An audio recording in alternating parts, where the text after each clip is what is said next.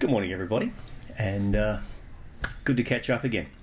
Just been thinking a little bit about some online missional engagement, and after 8 services for many of us in this online world, it's probably a very good time to stop and just have a think.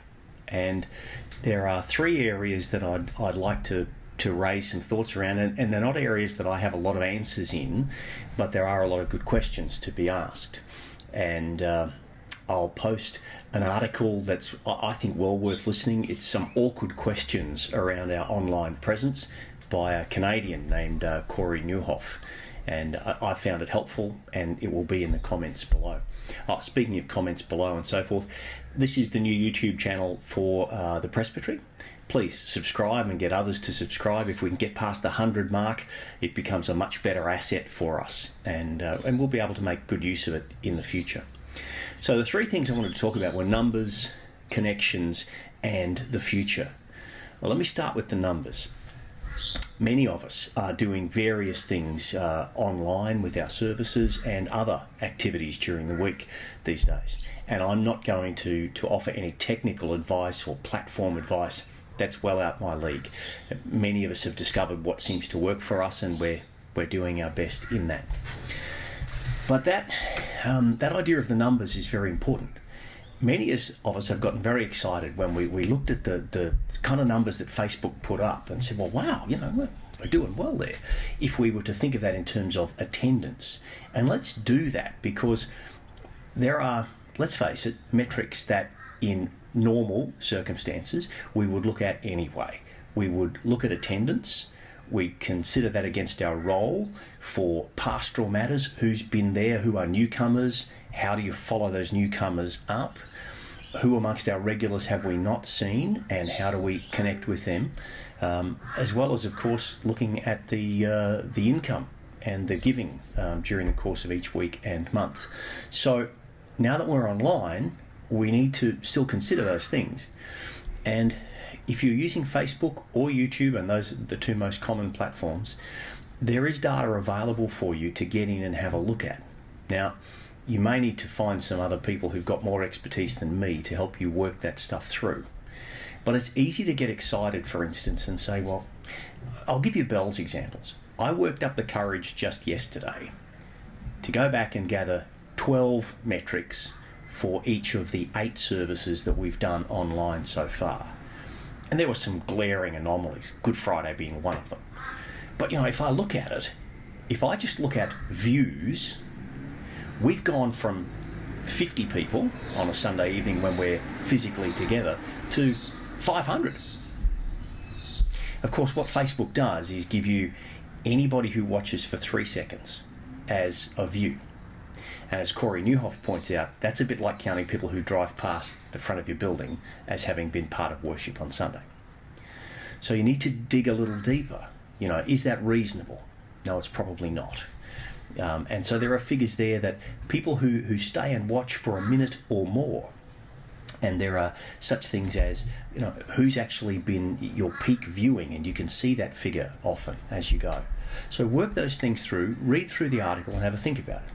One of the things they're saying is that your peak viewers, and the experts would say times about 1.7, if you're being generous to yourself, maybe 2, would give you an indication of people who have watched your service for a reasonable amount of time and paid attention. Those sort of numbers become important because then it says, well, okay, this is how we're doing realistically. So read the article. I encourage you to do that and check that out. Also, what's happening there with engagement? I mean, another thing is we might have 100 people in worship with us on a Sunday when we're physically together, but how many of those people are hanging on every word you say? How many people are paying attention? They're really listening to the scripture in a whole new way, or engaged in that song in a deeply, maybe not. So again, online there's an equivalent to that. And in a Sunday morning physical gathering, few people are likely to just get up and walk out. They'll at least wait for a hymn. But online, it's easy just to go, I'm out of here. Nobody needs to know. So this whole idea of attendance and attention is important. Who's engaging with you? Those figures are available. What are the comments that you're getting? Do you have somebody who is assigned to sit there and say, well, when somebody clicks on and says, hi, I'm watching from Kingaroy, welcome, good to have you with us. Those kind of things. So from numbers, that takes us to connection. And I would ask us, again, I don't have a lot of answers, but how do we build connection and then one day, hopefully, community? Because we would like, surely, that these people who are just finding us online and checking us out might want to actually come and be a part of our fellowship, or should we say continue to be a part of our fellowship in the physical sense once our isolation is finished. How might we do that?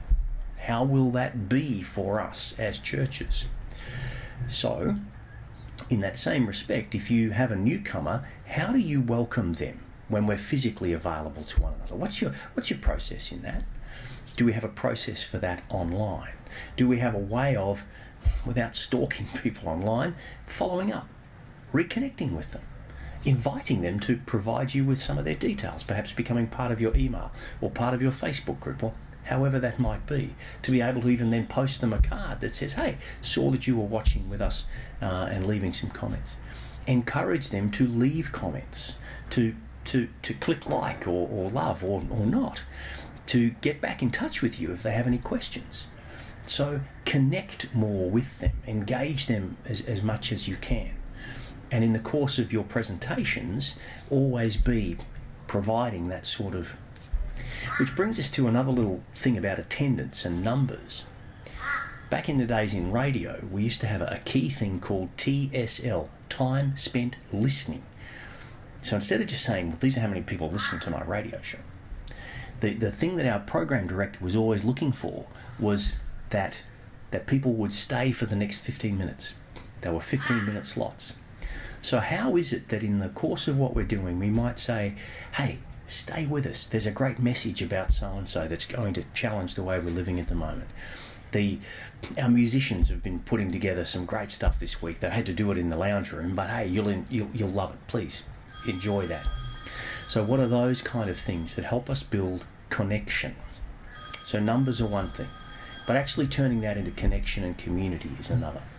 And the third thing I just want to touch upon is the future. A lot of us have invested much time, some dollars, in developing the platforms and the kit and the skills to do this. Surely that doesn't just switch off. Certainly for the sake of those people who have touched us and we are now wanting to touch them and stay with them in some way, what's the future of this? And again, the answers will be different for everybody. But what's your plan? That once we can go back to physically meeting, to continue to provide an online presence. It may not be as big and as intensive as this. That's going to be a big question for many of us. How much energy do we have? How much time and resource do we have? But what's the future in this? What are the ways in which we might continue to reach out to people and to connect with them? May I offer you a couple of thoughts, and they're only thoughts. There has never been an easier time for our members to invite other people to be part of our worshipping community. Just to say, hey, why don't you join us online? If each of our people were sharing our online service, say on the Facebook thing or YouTube, onto their own social media. So if 50 regular people from Bells all shared that service, how many of their friends might they touch and connect with? In that sense, there's some very simple things that we can do. Again, have you got somebody who's a welcomer, whose job it is to watch down the side of the screen and say, hello, good to have you with us, to press like occasionally, to put a comment themselves. What do you think about what Reverend so-and-so just said now? To engage people in that way, because then we're building relationships for the future. And we'll see how that looks.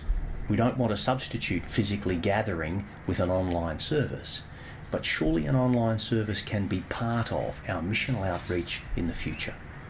This has been a bit longer than I thought it would be. I hope it has been in some ways helpful. Don't forget, subscribe to our YouTube channel for the Presbytery so that we can use that more and more. And talk amongst ourselves. We're learning things as we watch each other and see what those services look like, and the things that we're learning as we go.